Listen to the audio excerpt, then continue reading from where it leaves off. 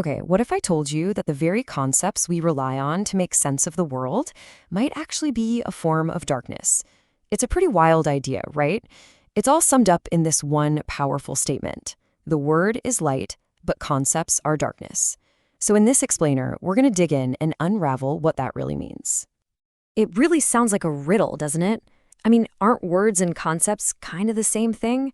Well, as we're about to see, the source material we're looking at draws a super sharp and, honestly, powerful line between the two, and it's a distinction that could totally change how you think about knowledge itself.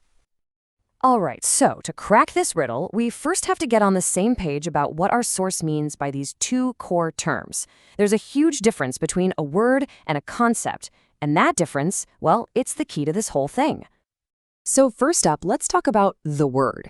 Now, this isn't just about the letters you see on a screen. In this way of thinking, it's described as light, a really deep, true, authentic understanding of something.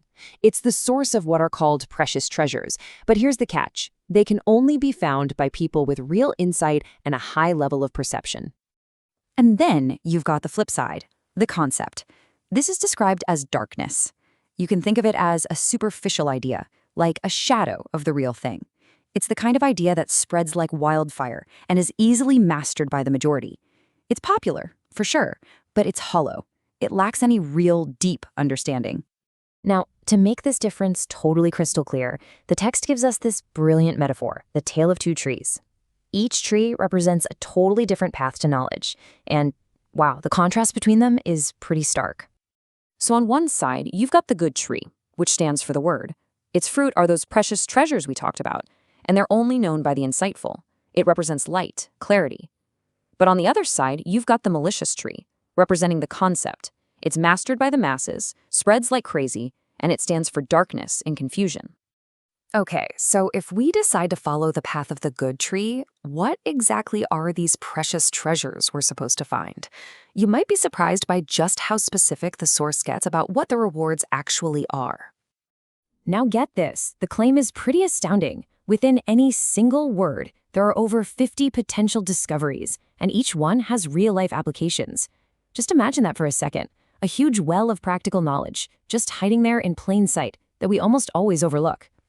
But wait, it doesn't even stop there. This whole approach claims there are over 100 essential cognitive facts, stuff we actually need for our daily lives hidden inside. Facts that most of us just never even perceive. The scale of all this hidden knowledge is just staggering, really. So, how does all this abstract treasure stuff actually translate into the real world? Well, we're talking about some serious, tangible skills here. Things like enhanced memory and attention, constructive critical thinking, way better problem solving, a deeper understanding of language, and even personal and social development. These are the actual practical rewards. But above all of those skills, this framework points to one ultimate prize: a profound, practical understanding and application of your own core beliefs. So this isn't just some intellectual exercise. It's about connecting with your own principles on a much, much deeper level. All right, so those are the amazing rewards from the good tree. But what about that other one, the malicious tree? The source uses some incredibly strong language to warn us about the dangers of just relying on those superficial concepts. The cancer of malicious words. Wow, that is a powerful and honestly, a pretty jarring phrase. This isn't just about simple misunderstandings. It's being framed as a truly destructive force, a disease that has deeply infiltrated our lives. And our source argues that this is not a new problem. Not at all. It's a really deep-rooted one.